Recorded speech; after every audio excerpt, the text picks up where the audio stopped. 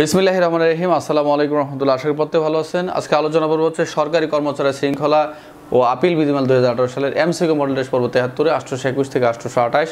আমরা তারপর খেয়াল করি যে আজকের এই আইনটি গতবার ইন্সপেক্টরশিপ পরীক্ষায় এসেছিল। এখানে গুরুত্বপূর্ণ কয়েকটি ধারা এবং এই আইনের মোটামুটি আপনারা একটু মনোযোগ সহকারে পড়তে হবে।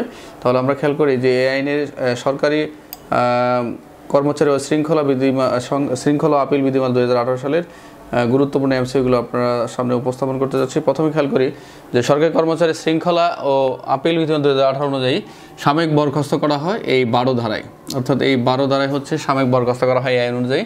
চাকরি হতে বাধ্যতামূলক অবসরপ্রাপ্ত, অপসারিত অথবা বরখাস্তকৃত সরকারি কোনো ক্ষতিপূরণ, অবসর ভাতা, আনুতোষিক কত ধারা, এই 13 ধারায় বলা রয়েছে যে কোনো চাকরি হতে যদি বাধ্যতামূলক অবসর গ্রহণ করায়, অবসরপ্রাপ্ত, অপসারিত, বরখাস্ত হলে ক্ষতিপূরণের যে অবসর ভাতা, এই 13 ধারার কথা 13 ধারায় বলা রয়েছে। তারপর খেয়াল করি যে এখানে সরকারি কর্মচারী শৃঙ্খলা বিধিমালা ও 2018 অনুযায়ী অসদাচরণের দায়ে এই অসদাচরণ দায়ে অভিযুক্ত দণ্ড প্রদান করা হয় এই 4 ধারায়। এখানে এই 4 ধারায় কিন্তু এই দণ্ডের কথা বলা রয়েছে এবং এই আইনেই সরকারি কর্মচারী শৃঙ্খলা ও আপিল বিধিমালা 2018 অনুযায়ী দণ্ড কত প্রকার? আমরা 2 প্রকার পাবো, 2 প্রকার, অর্থাৎ এই 2 প্রকার এই 4 ধারায় বলা রয়েছে। তাহলে আমরা তারপরে খেয়াল করি যে অসদাচরণ অর্থ কী। আমরা অসদাচরণ এই আইনে অর্থাৎ সরকারি কর্মচারী শৃঙ্খলা ও আপিল বিধিমালা, এই বিধিমালা আইন অনুযায়ী আমরা এখানে সরকারি কর্মচারী কর্তৃক এখানে অসদাচরণ বলতে সরকারি কর্মচারী অসংগত আচরণ, চাকরি শৃঙ্খলার জন্য হানিকর আচরণ, শিষ্টাচার বহির্ভূত, এখানে এই পুরাটাই হবে। তারপর খেয়াল করি এখানে 2 এর খতে বলা রয়েছে এটা এই আইন অনুযায়ী গুরুদণ্ড নয়। আমরা এই আইন অনুযায়ী এই বেতনবিধি স্থগিতকরণ, গুরুদণ্ড নয়, এই 4 ধারায় আপনারা পড়ে নেবেন।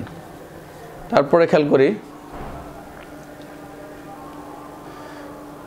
যে অভিযুক্ত ব্যক্তিকে অভিযোগনামা প্রাপ্তির কত কার্য দিবসের মধ্যে আত্মপক্ষ সমর্থন লিখিত বক্তব্য দাখিল করবেন। এখানে বলা হচ্ছে যে এই 7 ধারায়, এখানে এই 7 ধারায় বলা হচ্ছে অভিযুক্ত ব্যক্তিকে অভিযোগনামা প্রাপ্তির পর, যখন অভিযোগনামা প্রাপ্তির পর কত কার্য দিবসের মধ্যে আত্মপক্ষ সমর্থনের জন্য লিখিত বক্তব্য, কত কার্য দিবস? 10 কার্য দিবসের ভিতরে লিখিত বক্তব্য দাখিল করবেন। সর্বশেষ 828 দেখা যায় সরকারি কর্মচারী শৃঙ্খলা আপিল বিধিমালা 2018 অনুযায়ী গুরুদণ্ড, চাকরিহত অপসারণ, বাধ্যতামূলক অবসর, চাকরিহত বরখাস্ত, অর্থাৎ এখানে এই 4 ধারায় বলা রয়েছে। তাহলে সরকারি কর্মচারী শৃঙ্খলা আপিল বিধিমালা অনুযায়ী 4 ধারায় গুরুদণ্ড হচ্ছে চাকরি হতে অপসারণ, বাধ্যতামূলক অবসর, চাকরি হতে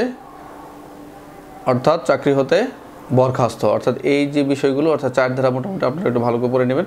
সরকারি কর্মচারী শৃঙ্খলা আপিল বিধিমালা 2018 সালের অনুযায়ী গুরুদণ্ড হচ্ছে চাকরি হতে অপসারণ, বাধ্যতামূলক অবসর, চাকরি হতে অর্থাৎ বরখাস্ত। তাহলে মোটামুটি এই আইনের যে সরকারি কর্মচারী শৃঙ্খলা ও আপিল বিধিমালা 2018 সালের গুরুত্বপূর্ণ কিছু ধারা, এই ধারাগুলো আপনারা মোটামুটি পড়ে নেবেন। আরও 2-3টি ধারা রয়েছে, আপনারা মোটামুটি এখানে এই অধ্যায়ে পড়লে আপনারা বুঝে ফেলবেন যে কোন ধারাগুলো গুরুত্বপূর্ণ। তো এর ভিতরে আমরা 12, 13, 4 এবং 2, তারপর হচ্ছে 7 ধারা, তারপর আরও মোটামুটি 15, 16, 17 এই ধারাগুলো রয়েছে যেগুলো একটু গত ইন্সপেক্টর এসেছিলো। এই ধারাগুলো আপনারা একটু পড়ে নেবেন। তাহলে আজকে আলোচনা এই পর্যন্তই। প্রত্যেক ভালো থাকবেন। আসসালামু আলাইকুম রহমতুল্লাহ।